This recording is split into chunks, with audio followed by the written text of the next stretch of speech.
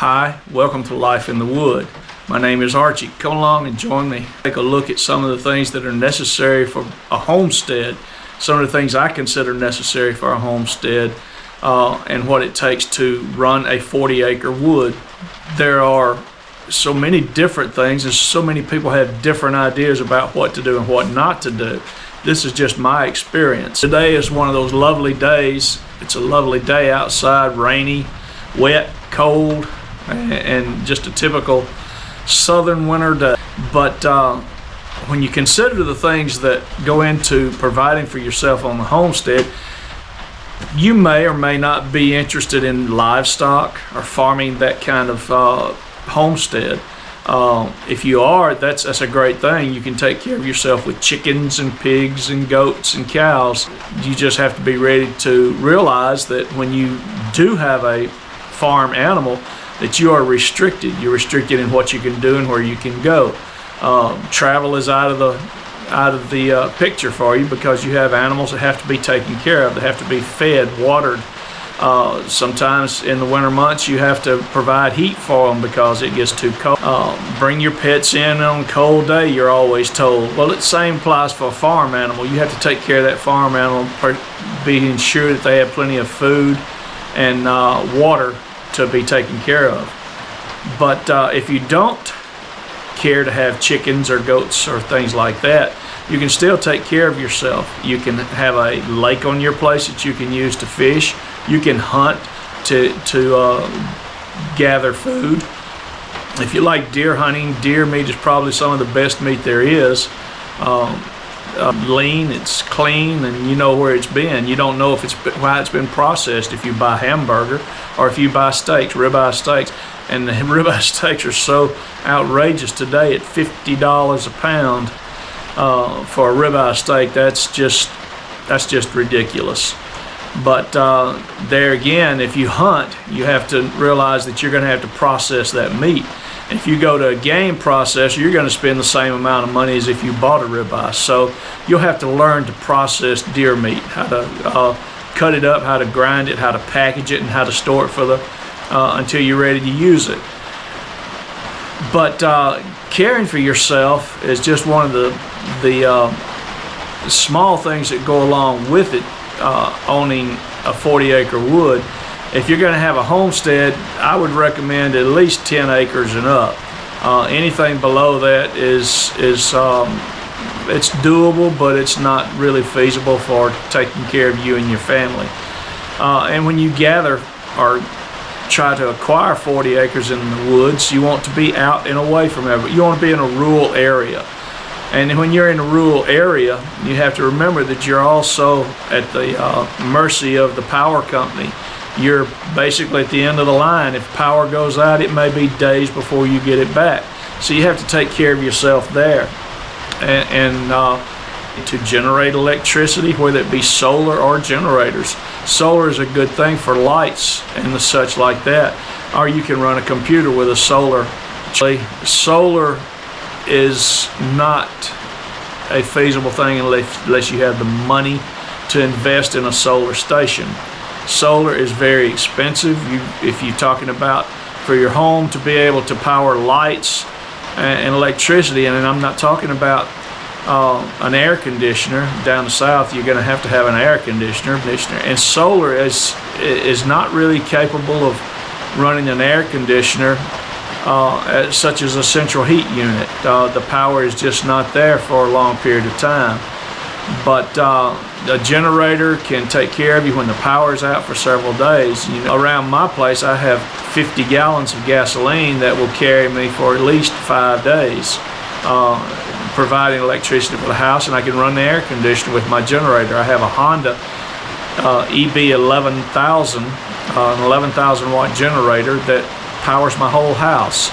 And I have a 200 amp breaker box to my house, so it requires a lot of power. At the barn where my water well is, I have a 3,000 watt generator that powers my water well. And that 3,000 watt generator will run 12 hours on a tank of gas. But living in the woods requires attention. It requires the ability to clean up. If you live in the woods, you always have fallen trees. you're susceptible to high winds that knock trees down.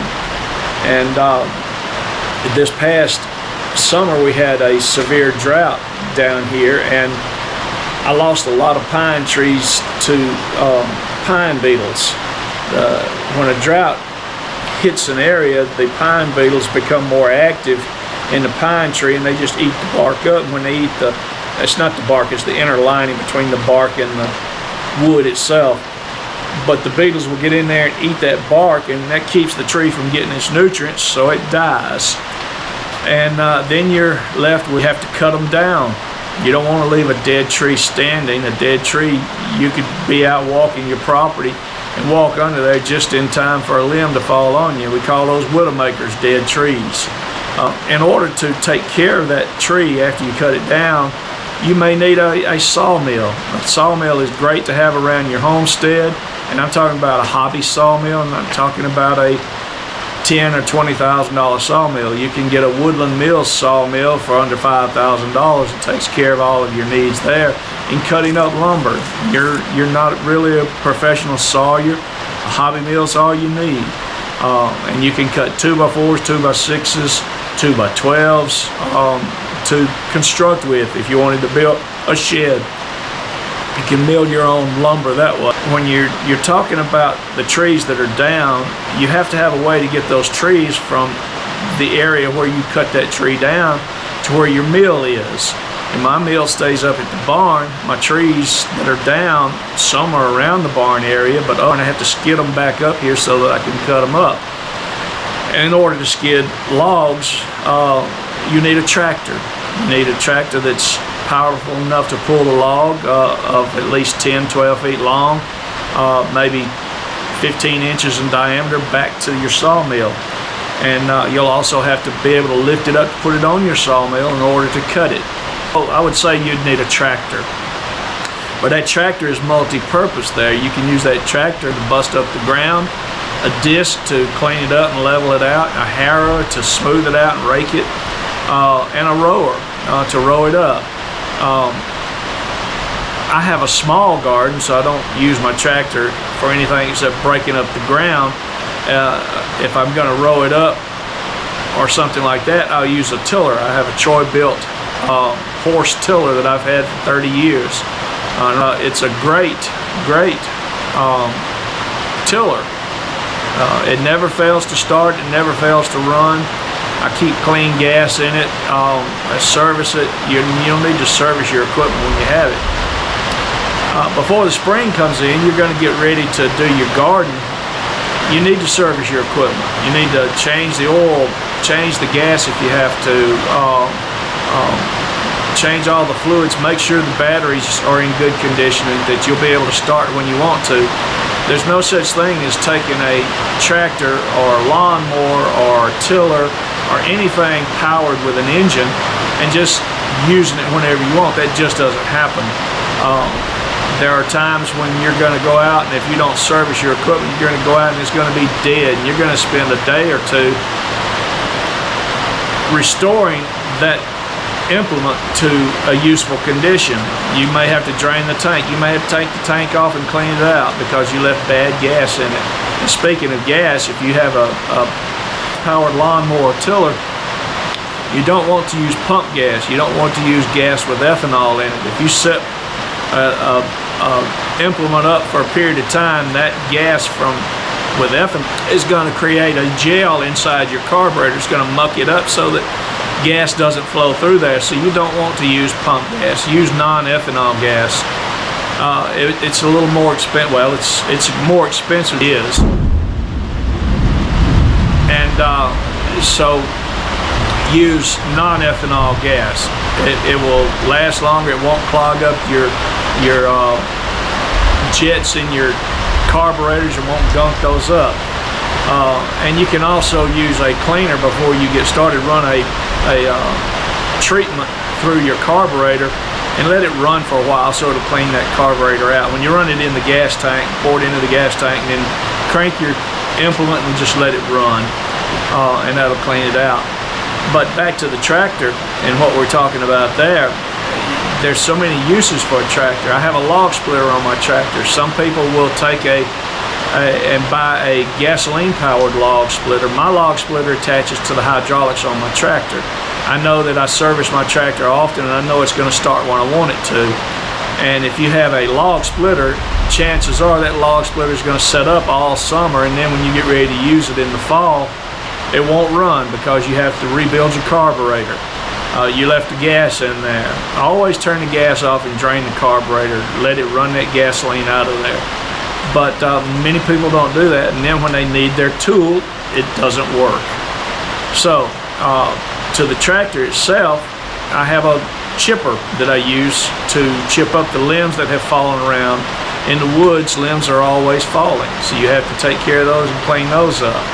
I have a stump grinder to go on there. If you're cutting trees down, you don't want to leave a stump. If you cut that stump as low as you can, then after a month or so, it will semi-rot to a certain extent. You want to gouge it with your chainsaw so that water will get in there and rot it. And then your stump grinder can come along and grind it up easier, flush with the ground. If you have a stump up and you're doing bush hogging, you run over a stump, you've got major problems. So you're going to need a stump grinder. I need a stump grinder. People say they're too slow. What's the hurry? You're not going anywhere. If you're on a homestead, you've got more than you can handle anyway. So the hydraulic log splitter on my tractor works great. It just don't back up from anything. But the farm implements that you have, you're going to have a way to haul stuff around. So you're going to need a truck, some sort of old truck or something that you can move around your homestead to move lumber around, to build it. If you're going to haul lumber, if you purchase lumber from a box store, you're going to have to go get it. You're going to need either a trailer or a truck, preferably both. A 16-foot trailer is a great thing to have. You can haul your tractor. If you bought a tractor, you're going to have a trailer to haul your tractor on. If you take your tractor to maybe earn a little extra money bush hogging for somebody. But trailers are a great thing. So an old truck to move your supplies around the homestead, get from one place to the other. You may have one of these new Silverados you don't really want to use. The powered implements that you need on the homestead, it's entirely up to you as to what you need. But I think I'm well equipped with what I have. I have 45 acres, and that's more than I can handle. Today you hear the rain beating on the roof of my barn here at my shop. But during these rainy days, I'll come into the shop and I'll do some work here, either on my shaker oval boxes or my CNC router behind me or something like that, or I may get on the computer and do some programs for the CNC router. I may build some supplies up that I need for my shaker oval boxes, or cut wood squares or rectangles for the CNC router to carve with. Other things that you might need on the homestead, I mentioned the trailer, but a cart. A small cart or wagon is invaluable for moving firewood from one place to the other. If you're doing it by hand, carts are great. You can build a two-wheel cart that, in medieval times, that's what they had to move everything around on. That was their trailer. And that two-wheel cart is powered by humans. And you can load 500 pounds on that and move it very easily across your property for short distances. But a cart or a wagon is needed on your homestead. A four-wheeler. If you have a four-wheeler, you can use that to pull a small wagon around on your property too. Four-wheelers are great. You don't want to invest in a truck or something to move around. Sometimes it may be too narrow on your trails to get to where you're going, that a four-wheeler is what you need. So consider a four-wheeler too. Talking about maintenance on your vehicles, you're going to need tools. So I would recommend that you get a complete set of tools, both SAE and metric. Have multiple half-inch wrenches, have multiple 10 and 13 millimeter wrenches and sockets. Have extras of those. Have a complete set of your SAE and your metric wrenches, Allen wrenches, ratchet wrenches, crescent wrenches, pipe wrenches. You're going to always need those things. So be sure you have a complete set of tools and a way to store them, and don't want them scattered all over the place of your shop or your barn, because when you need them, you're going to spend time looking for them. That's wasted time. So the more you organize yourself and keep things together, the better off you'll be.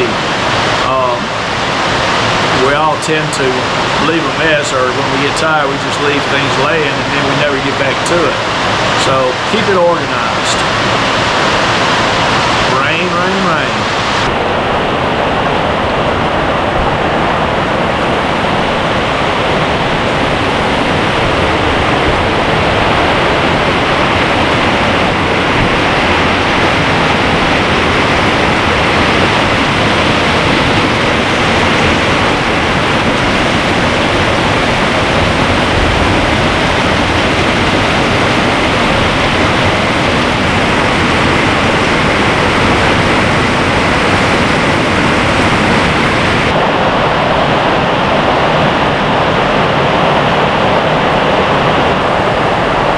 February the 29th is getting closer and closer, and welcome back to the channel, to Life in the Wood. We're having a knife giveaway. We're having an old hickory knife giveaway on February the 29th. If you'd like to participate in that knife giveaway, subscribe and comment. When you make that comment with somewhere in the text itself, Life in the Wood, with your chance to win that 14-inch old hickory knife and sheath. It's a beautiful knife, good for any kind of homestead work or bushcraft or bug out, whatever you have to need. If you have a brisket that needs cutting up, it's great for that. But be sure to register for that. We have the drawing February the 29th. Some other useful things to have in the homestead that you'll need, in my opinion, are a shovel. And not just one shovel, there's several different kinds of shovel. You have a flat bladed shovel, you have a sharp pointed shovel, a spade there. There's also a sharp shooter, a long narrow blade to dig holes with. But you're going to need a shovel. You never know when you have to clean out a ditch or open a ditch so that water will drain around your barn or your house or whatever. So a shovel is needed. Since you have a sawmill, you're going to be making lumber. With that lumber, you're going to need saws. It may be a table saw, or it may be a hand saw. You know, hand saws have been around for centuries, and people still use those hand saws for everything in construction. There was a time when all houses, you didn't have power tools, and they were made with hand tools like saws. Also, you'll need a hammer, framing hammer, a hammer. Good framing hammer will weigh about 20 to 24 ounces, and come in good for driving posts, T-posts, or wooden posts down. A good 12-pound maul works great. A good 2.5-pound maul, small with a smaller handle, is an axe. There's several different axes that you might or might not need. A basic axe is great for limbing trees and things like this. Good sharp axe and limbing. If you're talking about splitting, then you want an axe that has a wider blade on it, not a narrow sharp one. You don't want it sharp. You want it just sharp enough so that it won't cut you. What happens there is if you have a sharp axe and you go to split a piece of wood, you may wedge that axe up into that piece of wood and not be able to get it out easily.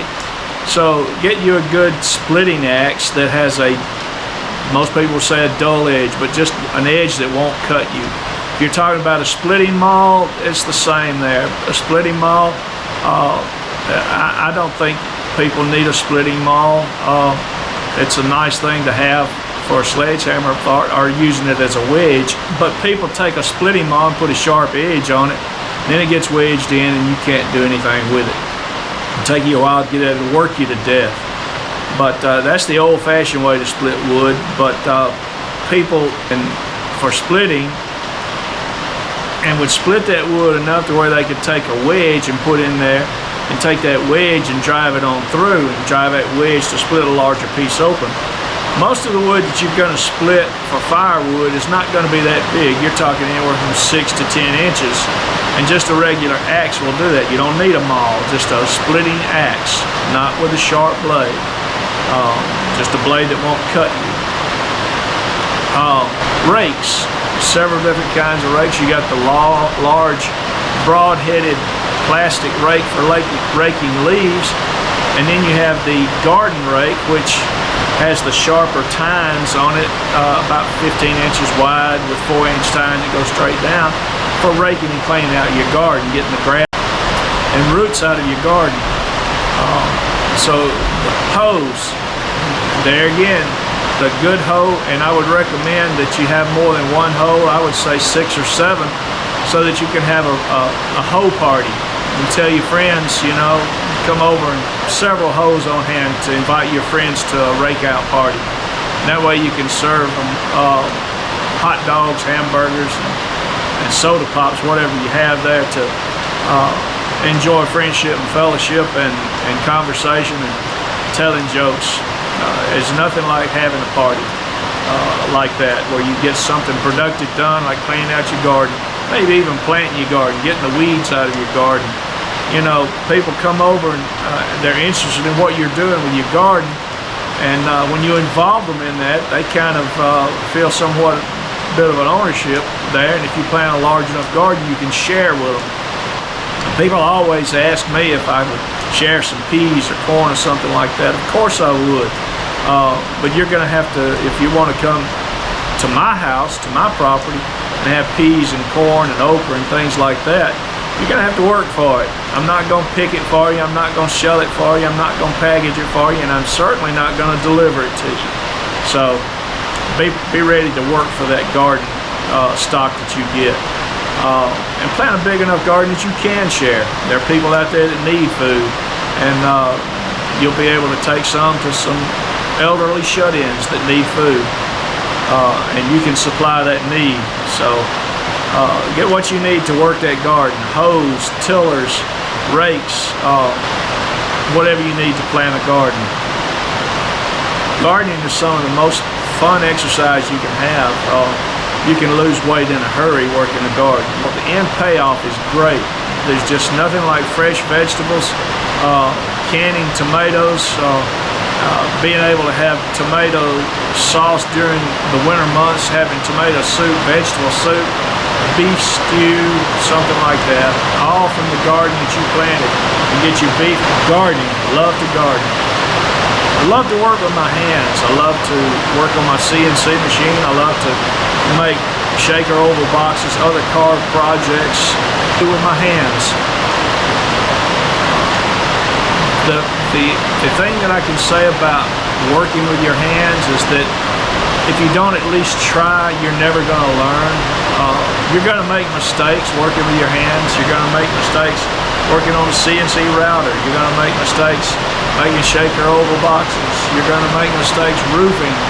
But the thing is, you're making those mistakes. You're not allowing that to rule your life. You're going to learn from that thing.